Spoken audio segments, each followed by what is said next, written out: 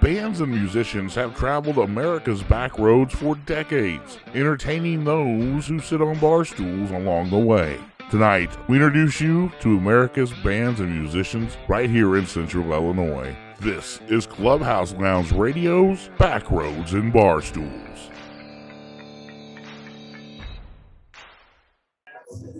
Welcome, everybody, to another edition of Backroads and BarStools. I'm your host, Keith Gibson, and we are here at the Collective Pour downtown Champaign. And with me tonight is the party starter, the maestro of matrimony, the man who has spun tunes for over 20 years. Ladies and gentlemen, Mr. Kris Ehler is joining us this evening. Kris, thank you, my friend, for joining us. Man, my pleasure. Here on Backroads and BarStools. Good to see you. Yeah. We've got some beers. We've got some cocktails. Cheers to you. Yeah, cheers to the brown water. Yes, or the orange, whatever you're drinking. But cheers to everybody out there. But we got a lot to talk about tonight. You are a 20-year veteran of being a Central Illinois DJ. You've done weddings. You've done bars. You've done... If you have a party, you've been there. Kind of, sort of, yeah. Let's start at the beginning, though.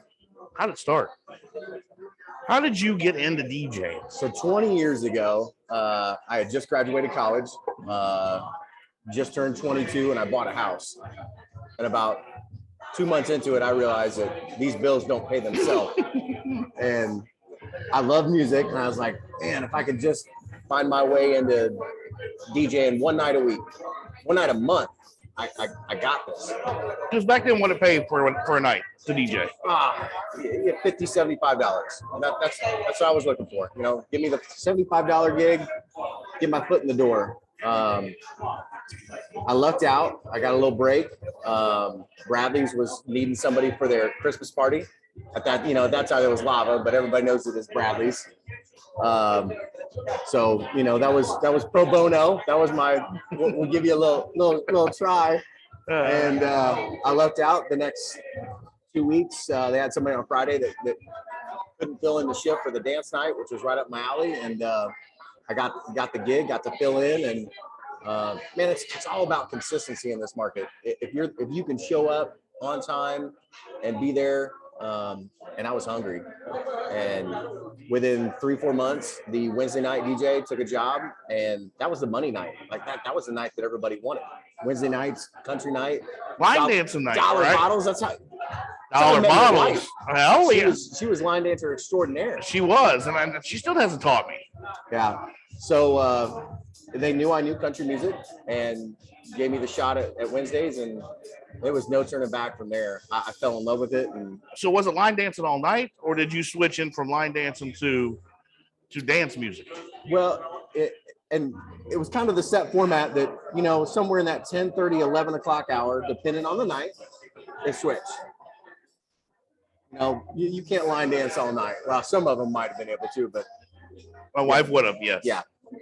But about 10:30, 11 o'clock, when the country crowd was fading, you found a way to transition into some dance music, and then the whole building turned, and the country people left, and the dance crowd showed up, and it was just, if you would have walked in at 9 o'clock, it'd have been country. If you walked in at 11:30, it was dance party.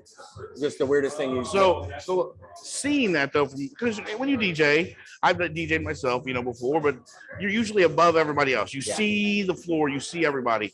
Seeing that change as young as you were and as new as you were, was that kind of a whoa? That's kind of crazy. It is, and that was and you're controlling that. Yeah.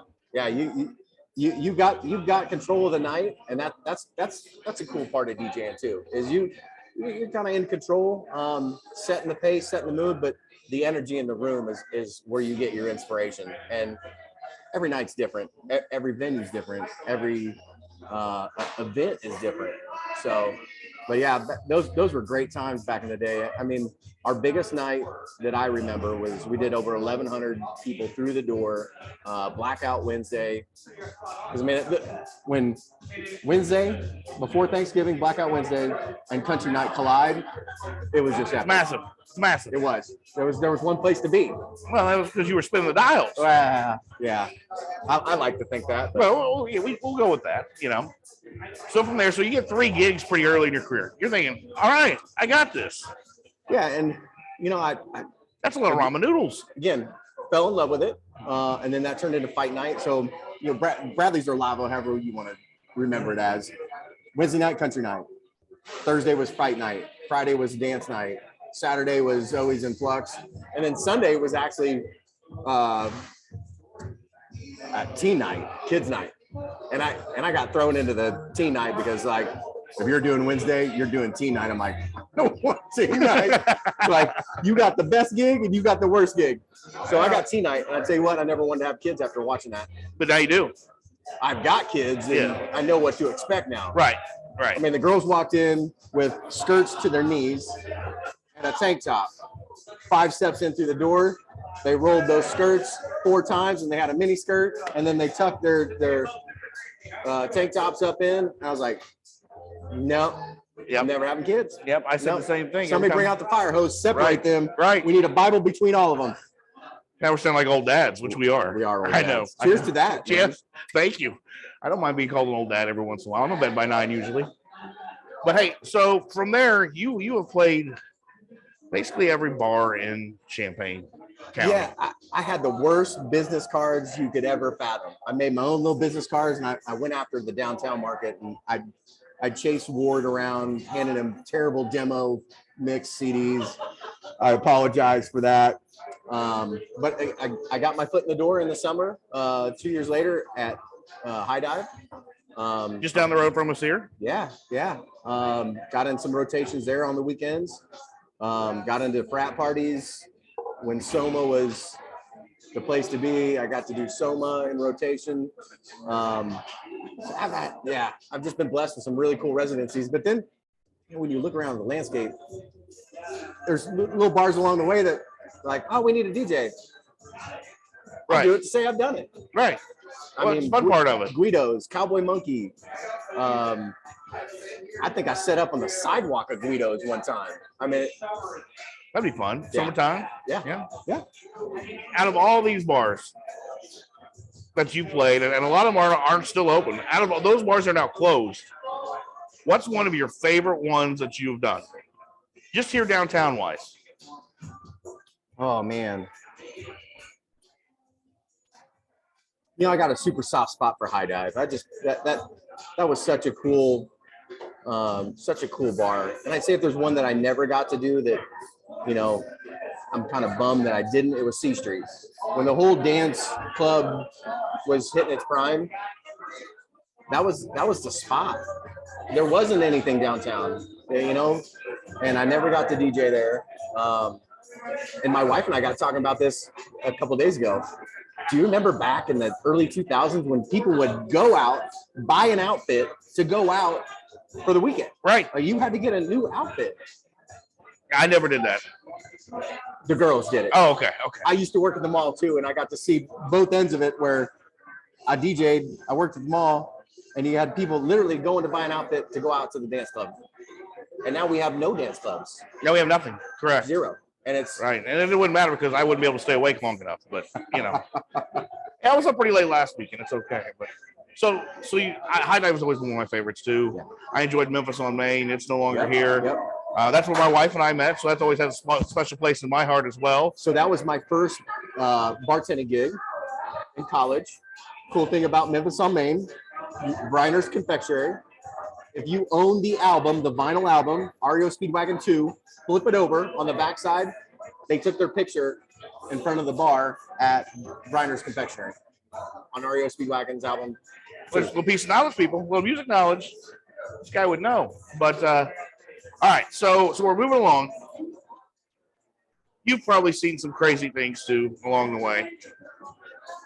What's some do's and don'ts though about going out and say you're at a bar? Yeah. Let's not even get in the wedding party. We haven't even got that far yet. It's gonna be a good evening.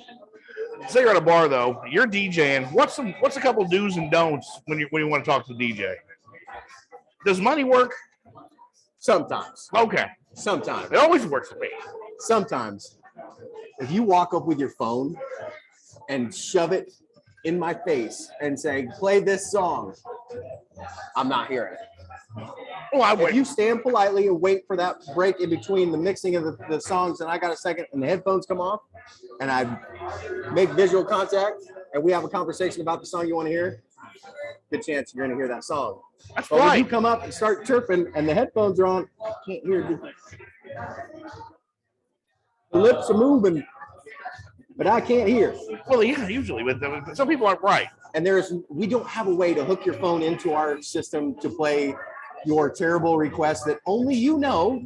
And only you want to hear. Yes. Yeah. And right. no, we're not connected to YouTube or Spotify. We buy our music. We're in tune with the room, and that's what we're playing to. Right. That's funny. So what's some do's, though? What's some things that you've seen along the way that you're like, oh, that's really awesome? It's cool to see people having fun in the moment. And when you see a couple that are on the dance floor and they're so into each other and the moment that they're having and their night out, that everything else is going on around them and they don't care because they're so into that moment right there. That's my wife is usually with me every night we go out. Right, honey? But no, okay. So you're now 3 months into DJing. 20 years ago, and we're moving along here. What got you into weddings? I said I'd never do a wedding. I wanted nothing. Boy, I wanted nothing. That was a lie. I wanted nothing to do with them. I thought they were the most scripted, musically non-creative forms of entertainment that were out there. And typically it is. It felt like it. Right. And again, 20 years ago, I think it truly was. Because you got this, here's the order of events that every wedding reception is. It's introductions, blessing, dinner, toast, cut the cake, first dances, the hokey pokey, the chicken dance, old time rock and roll. It's just like, wow, can we do this differently? I mean, why are we just, here's your music. This is what it was. Here's your music. Right. It's not, this is the crowd you play to. Now find what works for them. And that's what I felt weddings were. And my buddy Bob Bass, who truly got me into DJing, he was always one of my idols, double booked, said, I need a favor from you, Stifler. I need you to do this wedding. I was like, bro, I don't do weddings. I don't do weddings. And I was like, I'll help you out. And I did my first wedding, and it wasn't that bad. I got paid way more than I did at a bar. Well, that's see. And next thing you know, Stifler bought his own equipment and hit the wedding scene. And it hit the wedding scene a little bit differently. Because again, I'm now to the point where I've got my must playlist that you fill out, and then I got the do not playlist that already has old time rock and roll, Macarena, the hokey pokey, the chicken dance. I'm pretty sure I filled that bottom part out a lot too. Yeah. And again, we got 3 hours to entertain your guests. Right. Let's entertain your guests, not here's the music that you get. Right. And one of the first weddings I did, I was walking through the venue person with the order of events, and we were cutting the cake before we had dinner. And she said, well, we can't do that. I'm like, well, why? Why can't? Because we never cut the cake before dinner. I'm like, well, it's a sheet cake. It needs cut so it can go back and be cut and ready for service after dinner, because that's when people eat cake. Which is logical. But can we be logical and no? And again, we've got X amount of time. Let's use it wisely. So I always ask my wedding clients, do you have a tier cake or a sheet cake? And if so, no, we're cutting that before we're even having a blessing. And I will tell everybody this: Kris, believe it or not, was my wedding DJ, and we had a great time. Awesome time. One of the best intros I've ever done. The whole wedding party was lit, had their own songs, they danced. You didn't have to do the intros. I did it myself for you. I decided to push play. That's hard. Those buttons. Yeah, but no, it was fun. We, 8 kegs later. But I get it. And, when we sat down with you, it was, I wanted a party. Yeah. Lori got her wedding and everything she wanted. I wanted a party, and that's what we had. We cut all the rinky-dink stuff we could out. We did what we had to do, and let's party. Yeah. And I said, it's on you. And what's crazy in this COVID environment, I've completely taken off the dollar dance, because the dollar dance used to be a staple of every wedding. Every wedding had it. Two things changed. Number one, people don't carry money. People got no cash on them. No, I don't care. Cash. And number two, with COVID, I don't know if I really want to get close to you. Maybe not. So again, the whole no money thing, I've been at some awkward dollar dances, and it's like, no, we're going to cut this off right now. What's one of the longest dollar dances you had? I think it was like 6 songs. Holy cow. But it was, again, everybody wanted to dance with the bride and groom. It's a big 500-person reception. So I guess in terms, it's relative. If you got 500 people there, you're probably going to have a 4 to 5 song. And you think about it, 3 minutes a song.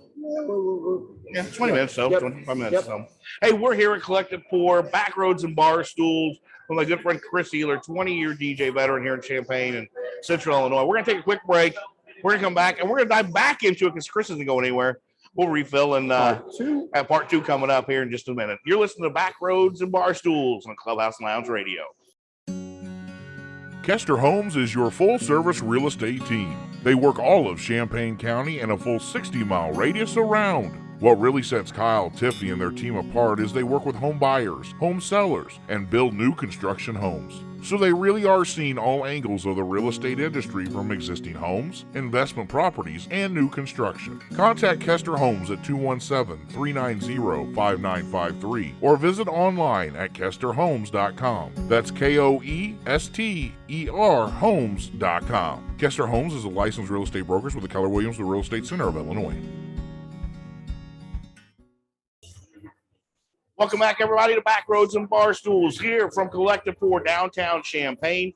Keith Gibson and my good friend Kris Ehler with us this evening. We have talked how he got started in the DJ business. He has DJed for over 20 years in Central Illinois. That's a long time, man. Yeah, we're both old. I look old. Yeah, look at me. I got a free haircut today. I'm like, hey. But we've talked weddings. Let's continue a little bit of weddings here. What's some of the things that just irritate the absolute shit out of you at weddings when you're DJing? Drunk people that come up and, again, like shoving the phone in your face, like I don't even know that. And no, I can't plug your phone in. I just can't. And no, we are not playing WAP at the wedding. Grandma is still over there. Playing what? WAP. I can't even tell you what it stands for. Okay, I don't know. That's maybe how old I am. I'm out of the loop. It's not wedding appropriate. Oh, okay.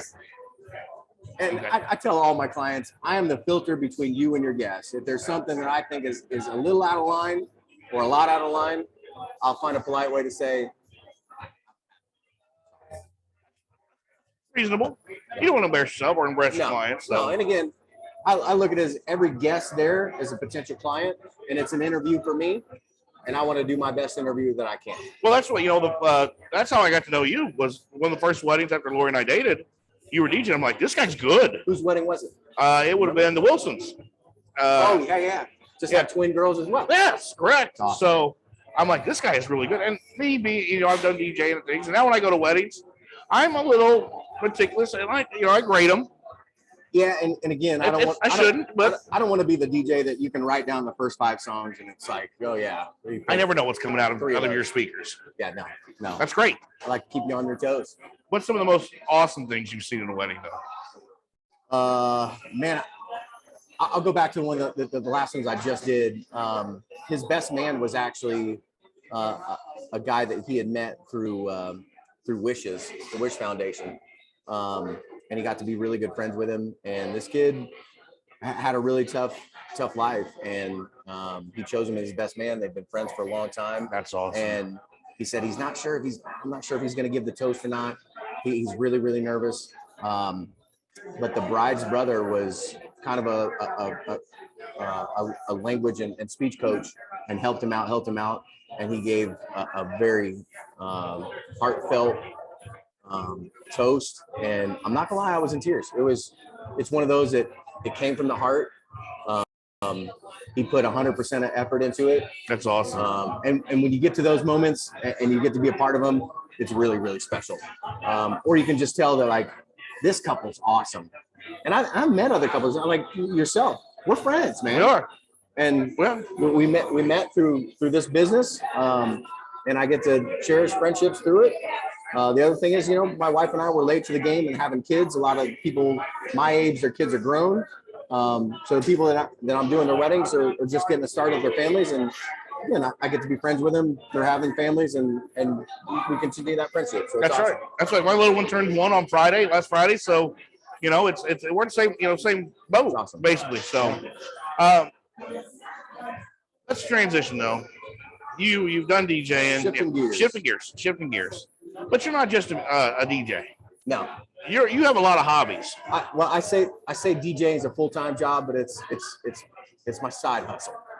That's all right. There's nothing wrong. That's a good side hustle. It is a good side hustle. But what else do you do? What's some that maybe people don't realize, that you're not only a DJ, but you're a farmer as well. Yeah, that trips some people up that don't know me in the real world. Like, well, what do you do? Stifler? Stifler actually is a farmer. I'm in the ag industry, 21 years in the family business, right out of college, 3rd generation. Went to school for ag, landed in the ag business, again for the family. And it's find something you love to do and get paid to do it. And I do it times 2 with DJing and ag. I don't pay myself, but that's what I love to do. But you have a page on Facebook. I do. It's the pursuit of 100 plus bushel soybeans. Right. And you do videos, and it's kind of I have no clue about farming. I grew up in Southern Illinois. I don't farm. I sports. I play sports. I drink beer, and I play sports. I listen to music. But I love watching your videos because I start understanding things of like what you're after and how and why and the difference in beans and what this does. It's amazing. It's actually very educational for those who don't know anything about it. I enjoy doing it, and I get a lot of following of people that are not ag. They're like, number one, it was entertaining because I like to entertain people. That's what I do. But what I wanted to do was kind of change the mentality in agriculture, which was we plant our corn first and we plant our soybeans last, because soybeans can't handle that cold weather. And 13 years ago, I broke the mold and said, no, we're doing this all wrong. Even the textbooks. I mean, I went head to head with my own university and I was like, you guys are wrong. And this is what my research shows. And so, a couple years later, I was like, I got to bring this to everyone in the ag community. So it was February of 2017. I've been doing this for a couple years. Mother Nature gave me several 70-degree days strung together, and I planted beans in February and melted the internet. I mean, it was just Facebook really, and it gets shared, and it had like 750,000 views. That's crazy. My page grew exponentially to 25,000 followers. Just because you planted beans in February. But if you put a video on the internet, what do people love to see people do on the internet? Things that don't normally happen. Fail. Correct. So this guy's putting it out there. I want to watch him fail. Then I'm going to heckle him on his own page for failing. But I didn't fail. They made almost 90 bushel, and I got people going, how do you do that? I got to change the way I farm. And it did. It totally changed the way guys look at soybeans and how we change them. From there, it was just this whirlwind of speaking engagements. I got first Master Soybean Advisor Award through the Illinois Soybean Association. That's awesome. Yeah, it's again. So a side of you that a lot of people don't know. Project. Yeah, absolutely. Right. Absolutely. That's awesome. What other passions do you have? I know you got some. Yeah, I love a lot of things. I love bourbon. I mean, this place is stocked. If you don't, hey, Collective Force, fantastic people. I love it. Check it out. See all those taps behind us? That's a lot of taps. And bourbon. Motorcycles, cars. I'm an avid collector of vinyl. Fun fact: in 2021, vinyl sales surpassed digital audio sales for the first time since 1986. We're back to that. We want to touch it. We want to feel it. We want to. That's what she said. Yeah, absolutely. I don't hear very often. Oh, sorry, honey. Those big 12-inch. Right. Discs. Yeah. Those big. Everybody big 12-incher. Yeah. No, but you're right. That's what everybody's after now. Now everybody's, there's stores popping up everywhere. Yeah. People going after vinyl. It is, and I love it. Because I remember as a kid. You had posted or reshared the Boston's album. Yeah, I never knew that. So the cool thing, that album, side A, is hands down the greatest side of an album ever. I listened to it on the way here because it's just and what the album. Digital. Okay. I wish I had a. That would be awesome. Slide the album in through the big opening. Put the little top on. Top of needle going down the road. But one thing that takes me back to is, again, I love motorcycles. My wife and I had flown into Denver, Colorado, rented a bike. God bless her. She got on the back of this thing for 4 days. No hotel reservations. Just we going. And that's awesome. Put my iPod on there, and I had Boston's Greatest Hits as we're going through Needles Highway and that's awesome. Iron Mountain Road, and just I can close my eyes and I can hear Boston, and I can just takes me back to. And it's relaxing, isn't it? Yeah, man. It's just there's no worries, there's no nothing. Music just takes me away. Let's talk about your cars. I know you're a guy that likes to fiddle with cars. Yeah. Muscle cars. You got a muscle car, right? I got a couple.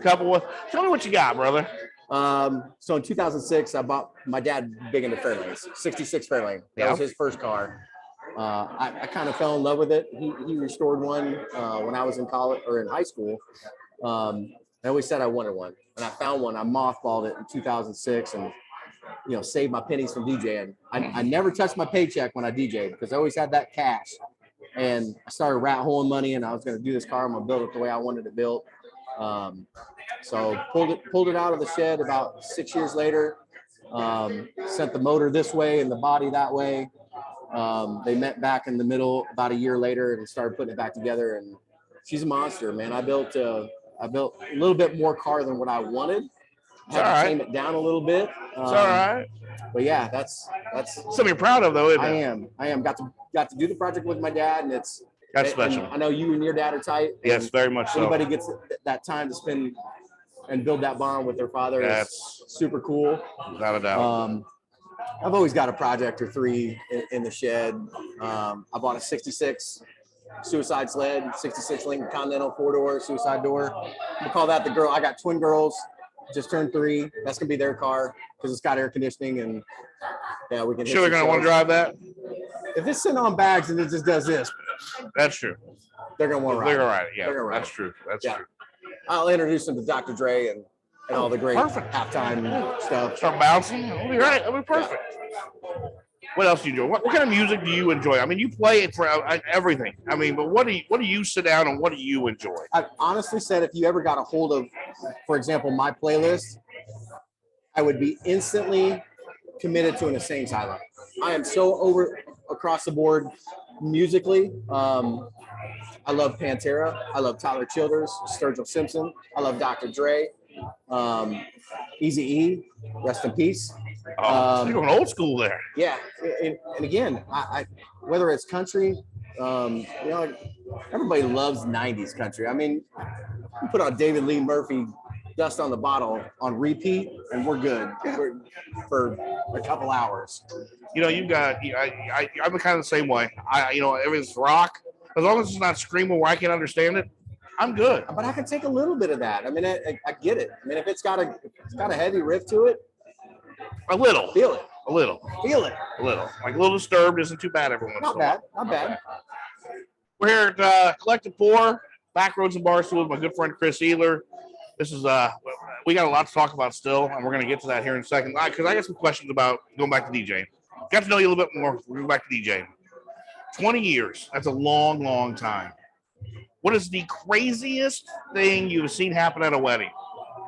At a wedding? Oh, wow. A wedding club, somewhere where you were DJing. What's the craziest thing you saw? So I remember it was an outdoor event. They had a tent. It was a large wedding. I'm not going to say who it is because they're very well connected in the wedding industry. They have their own venue, and it was one of the owners' receptions. And they had this stage, and I played after a band. So as soon as the band was done, they did a fantastic job. And me and the band talked, actually, what's your last song? I was like, perfect. I know the BPMs. I'm actually going to mix right into it, and we're going to go seamless. And it was. That's awesome. We seamlessly mixed right into it, and it was cool. And people got up on the stage, and I was like, hey, yeah, come up here, dance. Well, where the band loaded out was the only spot in the tent where it wasn't connected. It was a gap. but it was folded over. Not once, not twice, but 3 times I watched people fall out of the back of the tent that night, and no one else saw it but me. That was the craziest thing. I'm like, jeez. Were they drunk? Oh, yeah. Oh, yeah. But here's the thing. Every single one of them barreled right back through and just never skipped a beat. Right, and no, back to the same, like, one of those, nobody saw me, right? Yeah, I was like, nobody saw this but me. Those are special times. Yeah, definitely. Yep. What about besides the wedding? You DJ'd here, downtown, Champaign. What is your favorite bar? Not maybe to play at, maybe to drink at. What's your favorite bar? If I'm getting lost in Champaign County, I'm hitting Route 45 Wayside. I love the joint. It is my home away from home.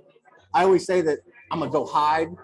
I end up knowing half the people there. It's that bar you walk into, and it's just always got great energy, great ownership. They always got something cool going on. I got the DJ down there. I actually met my wife down there. I'm DJing. There's a story. Well. There's a story. You got time for this? We got time. I'll tell you what. Hold that thought. Let's take a quick break. We're going to come back, and we're going to get a story on how Kris met his wife. We'll get some drinks. You do too, and we'll be right back here on Backroads and BarStools at Clubhouse Lounge Radio. Clubhouse Lounge Radio. Grab a drink, take a seat, and enjoy the ride. CHLradio.com. It's local music talent, local sports, and we're on air everywhere. Clubhouse Lounge Radio. It's good for the soul. Welcome back to Backroads and BarStools on Clubhouse Lounge Radio. Segment 3. Hey, we got a little to talk about today with my good friend Kris Ehler. Kris, longtime 20-year veteran of DJing. And home stretch, baby. We are. Home stretch. Before we went to a break, though, you were talking about how you met your wife, where you met your wife. So we don't have to go deep into that story, but you can. I'm gonna tell the real story because she tries telling her side of it. It's not even close to reality. So what is the story? How did you meet your wife, Tracy? So Wayside 45, Pasodum, I'm DJing. It's their deconstruction party. They're about to blow out some walls, open the whole building up. So it's a big blowout party, literally. And up at the bar, grabbing a drink. One of my buddies is up there. I'm talking to him. There's a gal on the other side. She literally grabs him, pushes him back, leans over and says, "Could you have worn any tighter shirt tonight?" And I was like, hold on. Were you in a medium? Oh, it was extra medium. And I filled it out. Extra medium. I don't know if she was mad at that or what, but I filled it out, and I liked her. I liked her line. Yeah, well, that's a different kind of line. And so I was like, "So what's your name?" And yeah. So the next day, going back because I wasn't going to tear my equipment down. Came back the next day and was like, "So who is the blonde that was up here?" And ask questions, right? Yeah. Rest is history. That's awesome. Yeah. You have 3-year-old girls. How has the last 3 years really changed becoming a father and becoming a husband and a father now? Changed how you look at DJing and how you kind of look at guests and kind of how you look at the whole picture. How's that changed for you? I used to never turn down a gig, and now it's my time becomes way more valuable because that's the weekends. I work during the week, and I don't want to give up so much on the weekends that they're asking, "Where's Dad?" and "Why are you leaving?" So I still love what I do. Unfortunately, there's no more people coming into it that want to take over and be a part of what I think is a very awesome opportunity and lifestyle and job.